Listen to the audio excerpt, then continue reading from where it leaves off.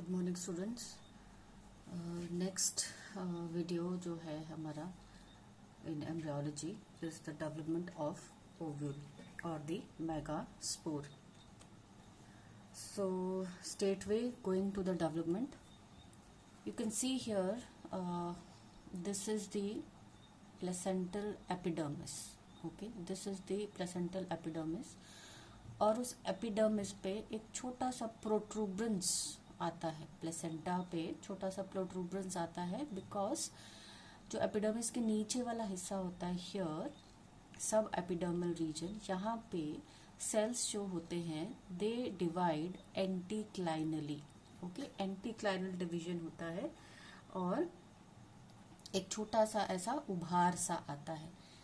Now धीरे धीरे this protuberance actually increase in size and becomes hemispherical, and as this protuberance increase in size, इसके जो side के इसके लोअर हिस्से में साइड वाले जो सेल्स होते हैं they also become active and start producing outside this globose structure.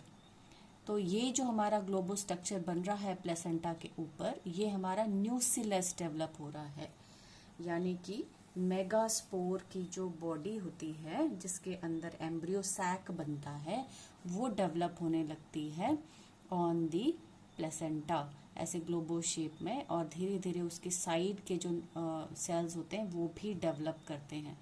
So these two outgrowths on the side of this hemispherical structure, पहले ऊपर अंदर वाली बनती है फिर बाहर वाली बनती है। These two are the integuments, inner integuments and the outer integuments, and slowly as the central hemisphere increase in size, these two outer integuments they outgrow, है ना, इससे बड़ी हो जाती है। They outgrow the developing nucellus. ये mass of sales है, mass of sales है बीच में, स्पोरोजिनस सेल्स, राइट, जिसको हम न्यूसिलस बोलते हैं। इसको आउट ग्रो कर जाती हैं और इससे बड़ी हो जाती हैं ताकि ये इसको कवर करके रखे। अंदर वाली जो है वो जल्दी रैपिड बढ़ती है ना, और ये बाहर वाली जो है वो थोड़ी सी इससे छोटी रहती है। तो अंदर वाला यूजुअली ये क्या बनाता है, हमारा माइक्रोपाइल बनाता है। So this is the न्यूसिलस। Now with in this न्यूसिलस यहाँ पे एक सेल डेवलप होता है, right. So with in this न्यूसिलस what happens, ये देखो ये हमारा स्ट्रक्चर डेवलप हो गया। दिस इज द न्यूसिलस जो डेवलप हुआ था एक हेमिस्फेरिकल स्ट्रक्चर की तरह। These are the integuments, inner integument, outer integument. This is the micropylar tube that is been made by the inner integument by protruding outside. Now just below the epidermal region, now depending upon कि just below epidermal subepidermal region जो है वो आर्किस्पोरिल बना के megaspore mother cell बनाता है, या फिर दोबारा डिवाइड होके एक पैराइटल सेल और एक स्पोरोजिनस टिश्यू बनाता है। फिर वो दो तरह के ओव्यूल हो जाते हैं, वो हम नेक्स्ट में देखेंगे, नेक्स्ट स्लाइड में। सो पहले आपको थोड़ा सा मैं ये इंट्रोडक्शन से दे दूं कि यहाँ पे न्यूसिलस के अंदर जो मास ऑफ सेल हमारा था, यहाँ पे अगर हम इसका डिटेल देखें, this is the nucellus tissue. Okay, so इसमें यहाँ पे एक सेल डेवलप होता है which is different from the other cell. How it is different, it has a dense cytoplasm and large nucleus, है ना। और वो क्या करता है, वो डिवाइड करता है डिपेंडिंग अपॉन की पैराइटल सेल बनता है या प्राइमरी स्पोरोजिनस सेल बनता है। इस कंडीशन में हम इसको क्रासी न्यूसिलेट टाइप ऑफ ओव्यूल बोलते हैं। अगर ये डायरेक्टली स्पोर मदर सेल की तरह बिहेव करता है तो टेनी न्यूसिलेट टाइप ऑफ ओव्यूल कहा जाता है। ठीक है, ये दो अलग टाइप ऑफ डेवलपमेंट पे डिपेंड करता है न्यूसिलस की डेवलपमेंट पे। ठीक है, तो अल्टीमेटली जब भी हमारा मेगास्पोर मदर सेल डेवलप हो जाता है, ठीक है, सो यहाँ पे इसमें क्या होता है कि मियोसिस होता है और 4 स्पोर टेट्राड्स बनते हैं, राइट। नाउ यहाँ पे देखेंगे हम कि जो हमारा ओव्यूल बन जाता है, राइट, ये जो है ये मैंने इसलिए लगाया है डायग्राम कि आप ये न्यूसिलस देख सकें कि हम लोग इस न्यूसिलस की बात कर रहे हैं जो कि फ्यूनिकल से, यहाँ से प्लेसेंटा से हो करके और ये बड़ा हो करके इस तरीके से इंटीगुमेंट बन के ये सारा न्यूसिलस जब डेवलप होता है, ठीक है, उस वक्त की बात चल रही है. So nucellus is the largest part of the ovule. It houses the embryo sac as well as the nutritive tissue. So ये टिश्यू क्या काम करता है, ये एम्ब्रियो सैक है, इसको न्यूट्रिशन देता है. Now, depending upon the extent of development of nucellus, on the basis of the position of sporogenous cells, ovule can be categorized as, ये मैं आपको पहले बता रही थी. टेनी न्यूसिलेट टाइप में क्या होता है, जो आर्किस्पोरियम सेल यहाँ पे डिफ्रेंशिएट होता है, ये डायरेक्टली बिहेव करता है as the megaspore mother cell, right. और इससे क्या होता है कि जो मेगास्पोर मदर सेल होता है वो हाइपोडर्मल में रह जाता है, हाइपोडर्मल इन रीजन, और जो न्यूसिलर एपिडर्मिस होती है वो सिंगल लेयर की रह जाती है, ठीक है. और क्रासी न्यूसिलेट टाइप में क्या होता है, the archesporium divides into outer parietal cell, बाहर का एक outer parietal cell, and inner sporogenous cell, inner sporogenous cell.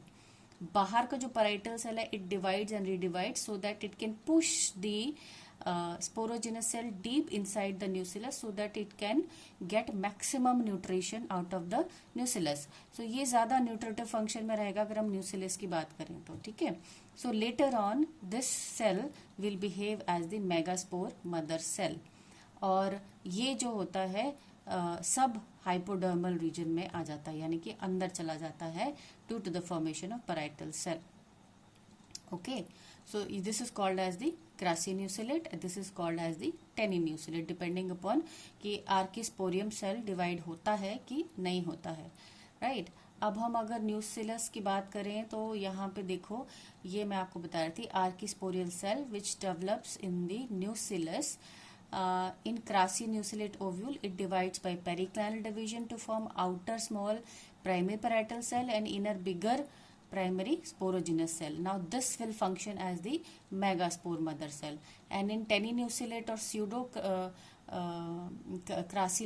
crassinucellate ovule, it directly functions as megaspore mother cell. And this megaspore mother cell, in both the cases when they are formed, right, both the cases MMC are formed, they undergo meiosis, and after meiosis, you know, जो megaspore बनते हैं they are haploid, and out of these four, depending upon कि कौन सा spore functional है, कौन जो है एम्ब्रियो सैक बनाएगा जिसको हम फीमेल गैमेटोफाइट बोलते हैं, वो फिर आगे और ज्यादा जो है उसकी एक्सप्लेनेशन है.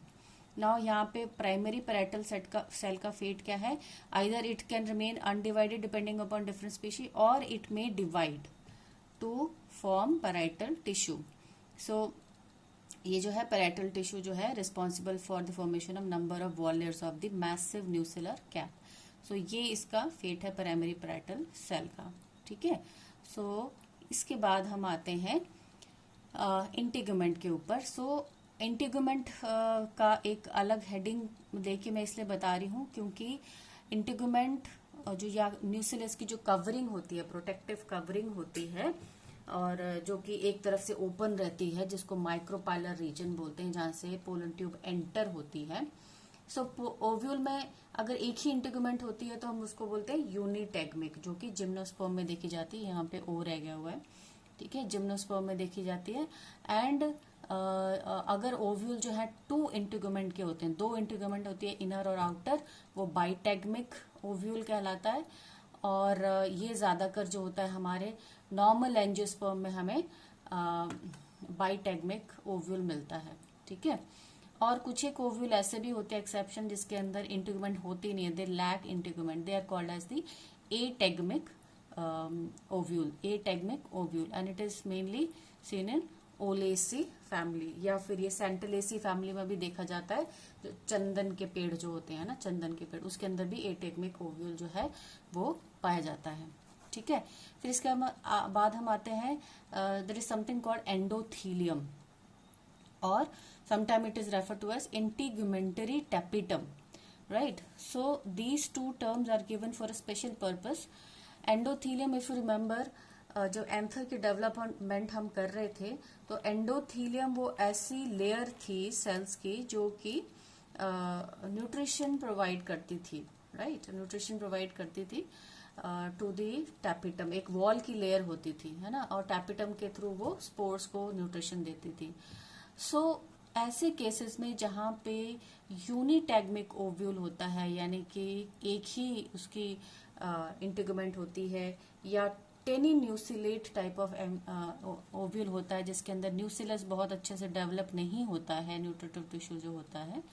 सो ऐसे केसेस में क्या होता है, nucellus degenerate at an early stage of the ovule development, और उसकी वजह से क्या होता है कि जो इनर मोस्ट लेयर इंटीग्यूमेंट की, ये देखो ये यूनिटैगमिक ओव्यूल है, इसकी जो सबसे अंदर वाली लेयर होती है ये वाली, इसके सेल एनलार्ज हो जाते हैं, बड़े बड़े हो जाते हैं, और वो न्यूट्रिटिव फंक्शन में कन्वर्ट हो जाते हैं, न्यूट्रिशन देते हैं टू द डेवलपिंग. आप एरोज देख रहे हैं यहाँ पे. So it is deriving nutrition from the other layers of the wall and it giving to the developing embryo, and that is why this is also referred to as integumentary tapetum, क्योंकि tapetum का काम क्या होता है, tapetum का काम होता है to provide nutrition, right? So here the integumentary layer is providing the nutrition, so it is called as the integumentary tapetum. ये आपने ध्यान रखना है कि ये यूनिटैगमिक और टेनी न्यूसिलेट टाइप ऑफ ओव्यूल में होता है, ये आपको फिलअप्स आ सकता है. और दूसरा है एंडोथीलियम, की एंडोथीलियम में बड़े सेल्स होते हैं जो न्यूट्रिशन प्रोवाइड करते हैं. ठीक है. सो नेक्स्ट हम चलते हैं. There is another structure called as the obturator. ये आपको पता होना चाहिए, ऑब्ट्यूरेटर भी ओव्यूल का एक स्ट्रक्चर है, आपने शायद पहली बार नाम सुना होगा. ये क्या करता है, कोई भी ऐसा स्ट्रक्चर यहाँ पे माइक्रोपाइल के पास यूजुअली बना होता है विद इलोंगेटेड सेल्स, है ना, इलोंगेटेड सेल्स हैं. ये हेल्प करते हैं to guide the pollen grain, growth of the pollen tube. Pollen grain में से पोलन ट्यूब जो निकलती है उसकी growth towards the micropyle region, है ना, वहां पे ये गाइड करते हैं. It is a chemical guidance, है ना, केमिकल कुछ प्रोड्यूस करते हैं ताकि पोलन जो ट्यूब है उसको पता रहे कि यहाँ से एंटर होना है अंदर. ऐसे स्ट्रक्चर को हम बोलते हैं obturator. Then micropyle, micropyle you already know, it's a small opening in the integuments of the ovule and it is generally formed by the inner integument, sometime both inner and outer integument. Now there are certain special ovular structure, इनके ऊपर आपको short note आते हैं या आपको fill-ups आते हैं बहुत बार, बहुत सारे एग्जाम्स में ये रिपीट हुए हैं, तो आपको इन स्ट्रक्चर्स का पता होना चाहिए. So there is something called hypostase. Hypostase यहाँ पे आप देख रहे हैं, जो हमारा न्यूसिलस है एम्ब्रियो सैक के नीचे towards the chalazal end, there are certain cell which thickens. ठीक है, इनकी लिग्निफाइड सेल्स हो जाती है.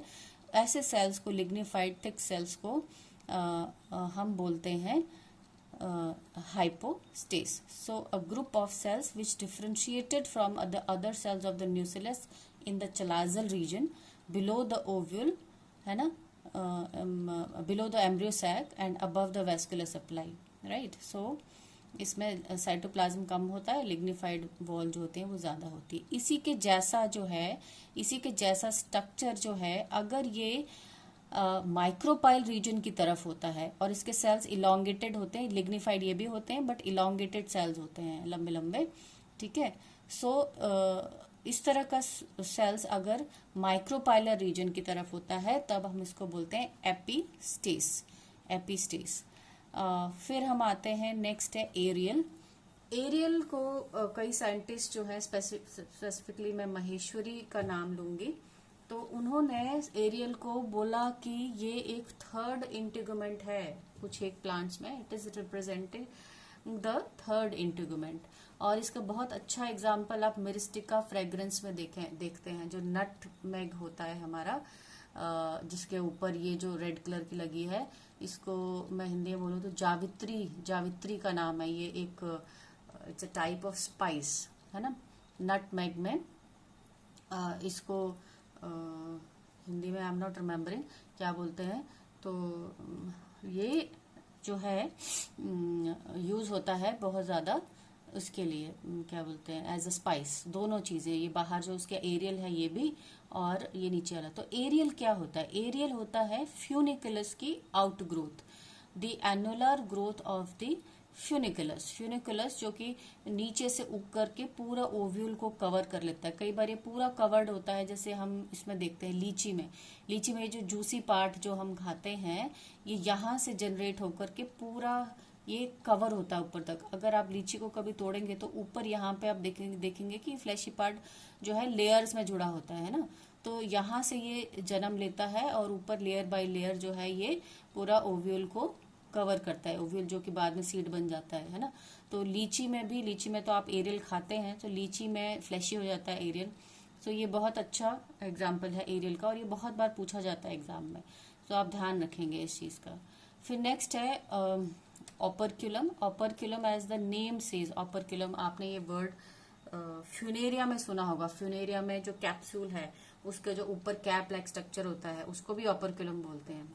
सो हायर प्लांट में यहाँ पे ऑपरक्यूलम भी एक कैप लाइक स्ट्रक्चर है, थिकन स्ट्रक्चर, जो कि माइक्रोपाइल को कवर रखता है कैप की तरह के से, इस तरह से, है ना।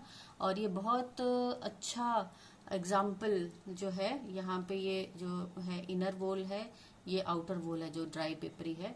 आपने यूकलिप्टस के अगर सीड्स देखे होंगे तो उसमें कैप लाइक पोर्शन कई बार अलग गिर के नीचे भी गिरा रहता है ना, पेपरी सा, तो वो ऑपरक्यूलम कहलाता है। a thickened structure covering the micropyle. Then next है कैरंकल। कैरंकल जो है एक सॉफ्ट पैडेड टिश्यू होता है जो कि बनाया जाता है outer integument in the micropylar region. Outer integument in the micropylar region, ये आपने याद रखना है। और यहाँ पे अगर आप देखेंगे ये एक पैडेड टिश्यू है, और ये भी हेल्प करता है किस चीज को, for the absorption of water during seed germination, so it helps in seed dispersal. ठीक है, तो इसका एग्जांपल है रेसिनस। रेसिनस में ये जो बीज है, ये रेसिनस कम्युनिस का बीज है, जिसको हम एरंड बोलते हैं हिंदी में। एरंडी का तेल आप लोग यूज करते होंगे, कैस्टर ऑयल, इंग्लिश में कैस्टर बोलते हैं इसको, कैस्टर ऑयल, है ना। तो ये भी शॉर्ट नोट के लिए आ सकता है, या पूछ सकते हैं कि करंकल किस प्लांट में मिलता है, या व्हाट इज करंकल, या फिर pad like tissue made by the outer integument in the micropylar region is called as dash, है ना। इस तरह के क्वेश्चन जो है वो आते हैं एग्जाम में। फिर है नेक्स्ट हमारा coma. Coma is the tuft of hair, है ना, एक बालों का गुच्छा which is present around the seed, specially in the member of Asclepiadaceae. ठीक है, कैलोट्रोपिस, अगर आपने आंख का पौधा देखा होगा, उसमें जो फॉलिकल्स या जो फ्रूट लगते हैं उसमें अगर आप खोल के देखेंगे तो सीड पे इस तरीके के हेयर लाइक स्ट्रक्चर जो है, सिल्की हेयर लाइक स्ट्रक्चर, ये पड़े होते हैं। और ये भी क्योंकि ओव्यूल से ही जुड़े होते हैं, तो ये ओव्यूल का ही पार्ट माना जाता है। So they help in dispersal of seed. आपको पता है ये हल्का कर देते हैं सीड को, और ये सीड जो है इसके हवा से ये उड़ जाते हैं और ये डिस्पर्सल ऑफ सीड में हेल्प करते हैं। यहाँ पे भी ये दो पिक्चर्स हैं सेम चीज की। ठीक है, so this is about this lecture. इसके अंदर मैं आपको बीच बीच में क्वेश्चन बताती रही हूँ। सबसे मेजर क्वेश्चन है discuss the development of the ovule, और ये जो स्पेशल स्ट्रक्चर है इसके ऊपर आपको फिलअप्स या शॉर्ट नोट आ सकते हैं। न्यूसिलस में 2 types of nucellus, tenuinucellate and crassinucellate type of nucellus discuss की जा सकती है। ठीक है, ये जो है आपका आता है डेवलपमेंट ऑफ ओव्यूल में, right. Thank you and make notes, keep making notes. Bye.